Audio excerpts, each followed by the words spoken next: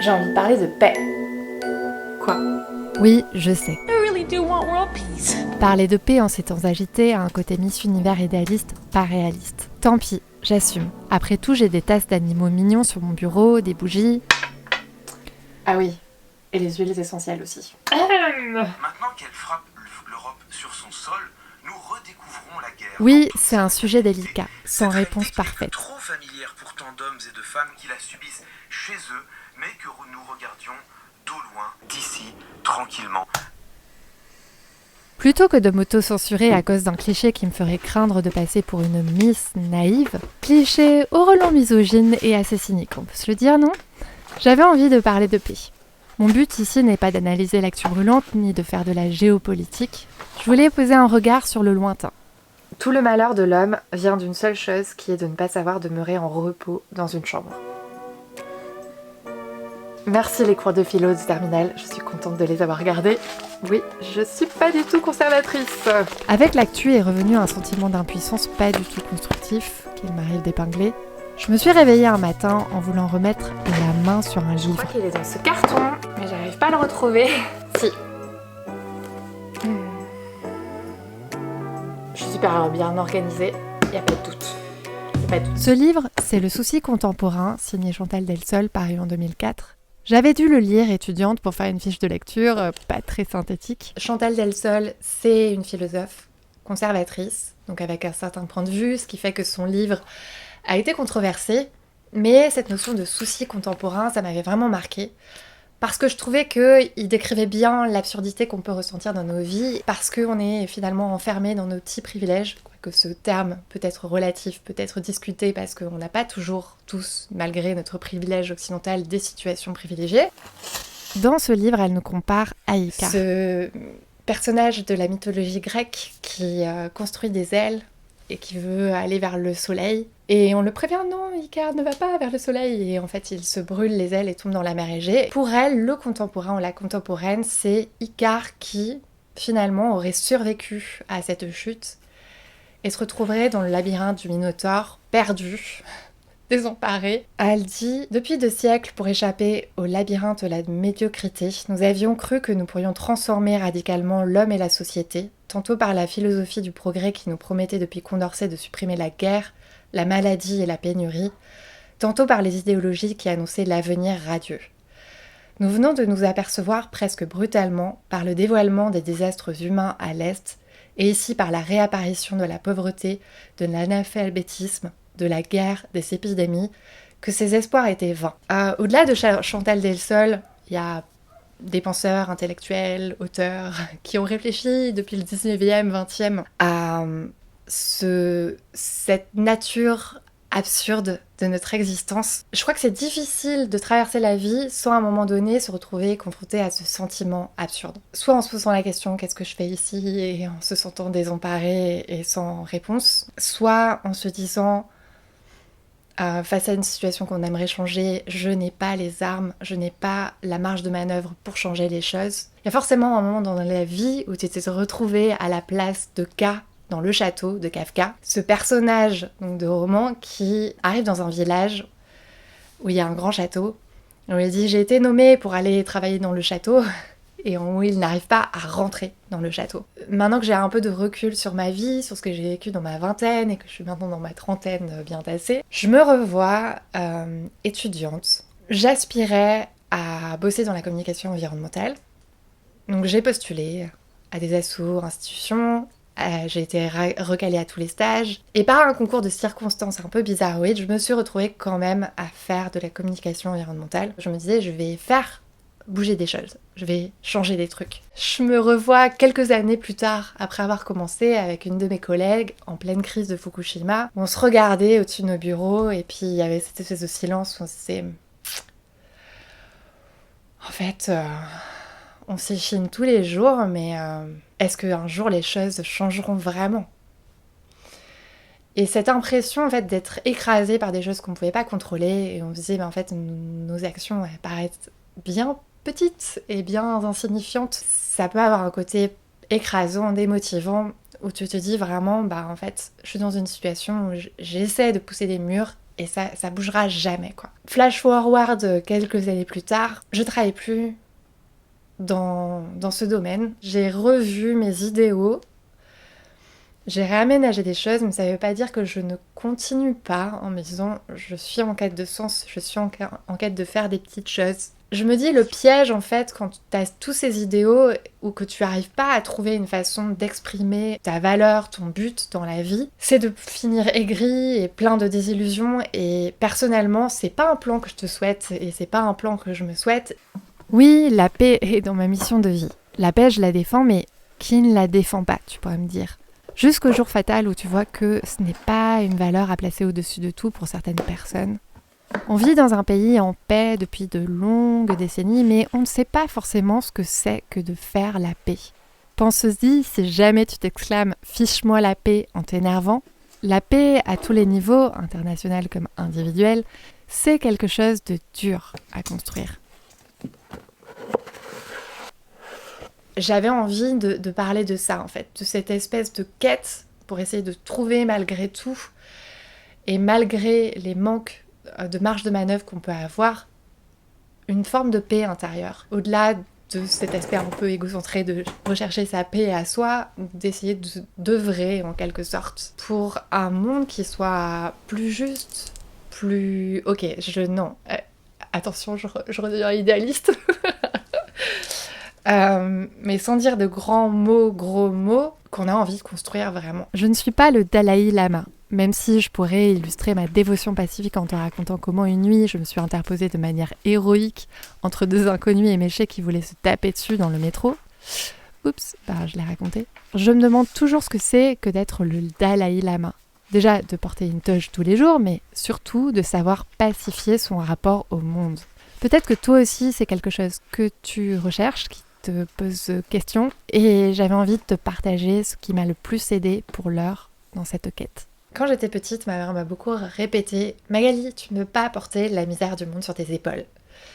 Je pense qu'elle essayait de se convaincre un petit peu elle-même, mais c'est pas mon objectif de rentrer dans la boîte de Pandore, de remuer tout ça, ou même d'être la boîte de Pandore et de répandre les mauvaises nouvelles, et voilà, ou d'être Pandore qui a répandu les mauvaises nouvelles et le malheur sur le monde. C'est important en fait de faire attention à la chambre d'écho. Il y a d'un côté les médias qui vont répéter les mêmes messages en boucle, et puis d'un côté les réseaux sociaux, où là en fait les algorithmes vont faire en sorte de t'exposer toujours à des informations qui te plaisent, que tu as envie de voir, où tu peux t'enfermer finalement dans une certaine vision du monde, à te répéter toujours les mêmes choses, à valider tes croyances. J'essaie de me tenir à distance des médias chauds, de diminuer ma consommation des réseaux sociaux. Ça veut pas dire que j'ai arrêté, que je suis dans ma petite grotte en ermite et tout. C'est juste que j'essaie de prendre de la distance parce que j'ai mesuré comment ça m'influençait en fait. Aujourd'hui, je favorise la presse écrite et je préfère 10 000 fois me poser avec un journal où je vais lire un article, ça va me prendre 20 minutes, mais on va se poser sur une question en profondeur, en tout cas avec un petit peu plus de profondeur que ce que je peux entendre en flash à la radio ou en allumant le JT que je ne regarde pas de toute façon. Ça veut pas dire se boucher les oreilles et puis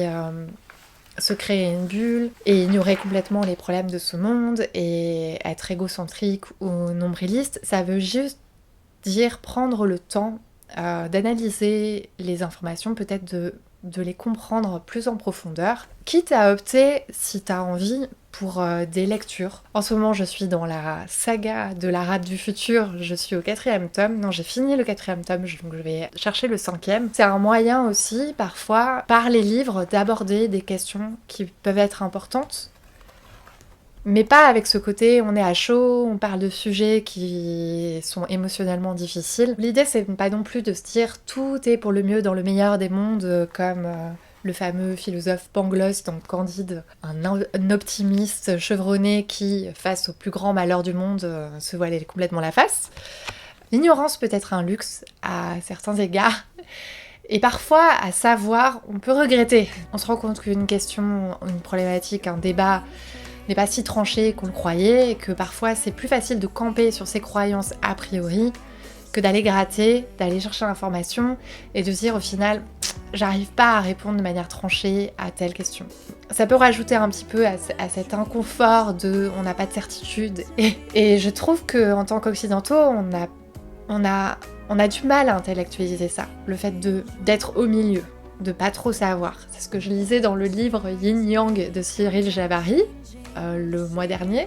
Les Asiatiques, les Chinois notamment, ont beaucoup plus de capacité à intellectualiser ou accepter même les contradictions. Nous, il faut que ça soit tranché, quoi. C'est l'un ou l'autre, mais il n'y a pas d'entre, il n'y a pas de nuance. Il n'y a pas d'eau trouble, parce que ça nous perturberait beaucoup intellectuellement. Dans le voyage d'une vie, essayer d'engranger plus de connaissances, de creuser des choses, c'est important. C'est pas si facile, parce que ça peut paraître évident que je dis ça, mais c'est pas forcément si facile à faire. Et malgré tout, ça nous aide pas forcément à être en paix, davantage en paix avec nous-mêmes, avec ce monde, et à distribuer la paix autour de nous. Et je veux pas donner de grandes leçons, parce que ce serait trop facile, ce serait pas très lucide non plus. Moi-même, j'ai été en conflit, j'ai connu des conflits dans ma vie, j'en ai créé, j'en ai nourri, j'en assume les conséquences et les responsabilités. Et aujourd'hui, je pense que j'ai moins cette propension, parce que j'ai réussi à peut-être faire un pas en arrière et essayer de me peut-être aussi réconcilier avec certaines émotions comme la colère. Dans mon éducation de femme, la colère c'est vraiment une émotion taboue, parce que si quand tu es une femme et que tu es en colère, eh bien tu es une hystérique et tu es folle et tu es une colérique irresponsable et folle alliée. Ces dernières années, j'ai fait ce cheminement d'essayer de comprendre d'où elle pouvait venir, ma colère. Qu'est-ce qui la nourrissait? Pourquoi quelquefois je pouvais justement sortir de mes gonds et pas réussir à me maîtriser, ou pourquoi au contraire en fait je la verrouillais et que du coup elle me faisait monter sous pression et que derrière ça explosait encore plus. Donc il y a eu cette quête dans les émotions, de mieux comprendre les émotions et de mieux comprendre cet effet domino en moi, comment les choses pouvaient se déclencher. J'ai trouvé beaucoup de réconfort et de sérénité dans la pratique du yoga et de la méditation, ce qui peut faire de moi encore un cliché de la citadine trentenaire qui devient zen et qui se met à la zen attitude. Et c'est rigolo, hein, quelque part, oui, je veux bien me moquer de moi-même et avoir de la dérision là-dessus. On peut être allergique à ça, et moi-même ça me faisait peur, et rien ne me prédestinait à aller vers ces pratiques. D'avoir en fait des choses qui me permettent de m'ancrer, qui me permettent d'avoir un exercice et une pratique vraiment au quotidien, de l'écoute de moi, de la gestion des émotions, de l'ancrage dans l'instant présent. Ça m'a beaucoup apporté. Ça me donne des outils pour gérer des situations parfois qui peuvent me dépasser. C'est une de mes réponses, et je pense que il y a plein d'autres réponses possibles et que tu peux trouver des pratiques qui vont te permettre d'avoir ce recentrage, cette sérénité. Si j'aime autant parler de création et de créativité, c'est aussi parce que je pense que c'est hyper important de renouer avec cette petite flamme, cette petite étincelle, ce début de possibilités qu'on peut créer nous avec nos petits doigts. À travers l'acte de créer, il y a aussi le fait de récupérer de la marge de manœuvre et de revenir acteur ou actrice de sa vie, de ce qu'on fait, et de pas laisser passer les trains, de pas continuer à se mettre en mode automatique, de pas subir le monde extérieur, mais d'essayer d'élargir un petit peu ses horizons avec ses propres possibilités. Je trouve que c'est important même si on va pas changer le monde, de toujours continuer à faire des petites choses à la marge. Il y a quelques années, quand j'ai commencé à me plonger dans toutes les théories de l'effondrement, j'ai fait, dans les semaines qui vont suivi, une forme de dépression, où j'ai complètement été désabusée du monde dans lequel on vit, et où je me suis sentie désemparée,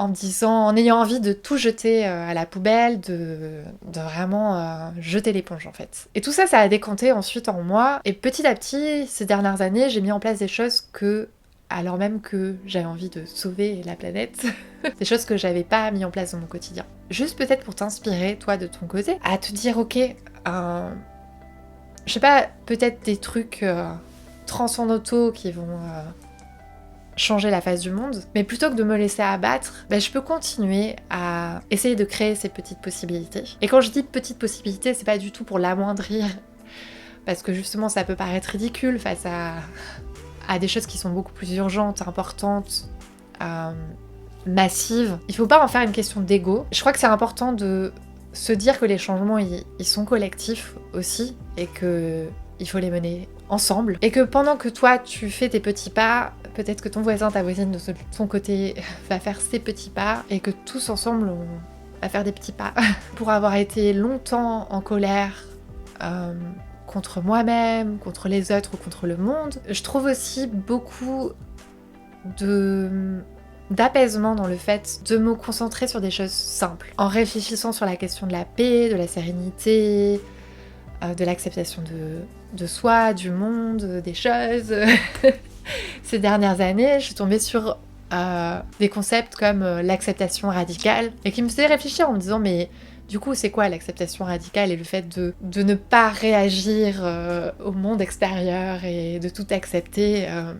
Est-ce que ça veut dire que du coup on réagit plus ? J'essaie de ne pas réagir contre tout, mais du coup pour réagir contre les choses qui sont importantes, et de poser de vraies limites avec peut-être des fondations encore plus solides. Et en fait, quand tu fais le tri, il n'y a pas tant de choses que ça qui valent vraiment la peine de réagir et de se mettre en colère. Et chercher la paix, ça veut pas dire s'endormir, ou ça veut pas dire se bercer d'illusions. Ça veut peut-être plus se dire qu'on se met dans une position où on écoute le monde, on l'observe, on essaie d'être attentif à ce qu'on ressent par rapport à ça. On se concentre sur des petites choses.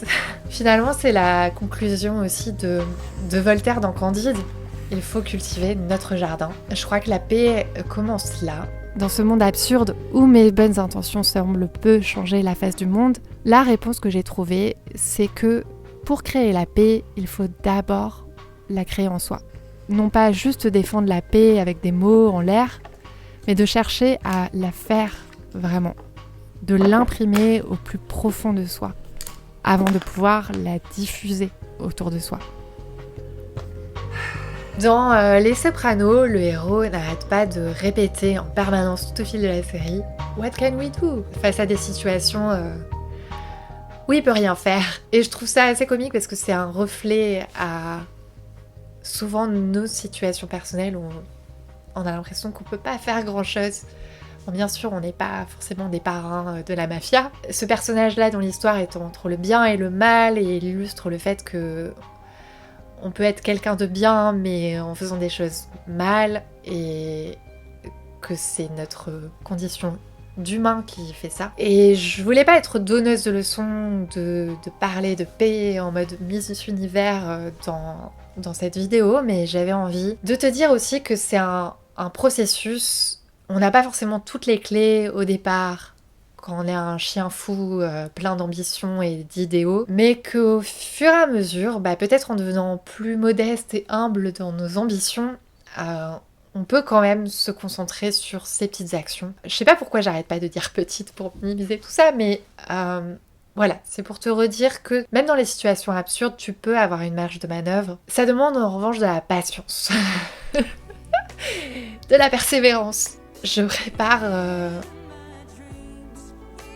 des vidéos à venir où on sera peut-être un peu plus en mode tralala, je suis dans les bois.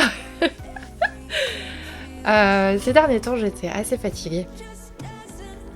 J'ai fait une petite pause un peu de création vidéo. Là, je reprends, je me sens un petit peu rouillée. Et ça me donne l'envie, en tout cas, de réfléchir ou de reprendre des lectures plus sur l'expérience humaine, les questions de vie, tout ça. J'aime bien faire ce genre de vidéo, mais ça demande peut-être parfois un peu plus de préparation que là, ce que j'ai fait et que je suis pas très préparée. Tu me diras si tu as envie de rajouter des petits éléments, des références, des réflexions, des emojis.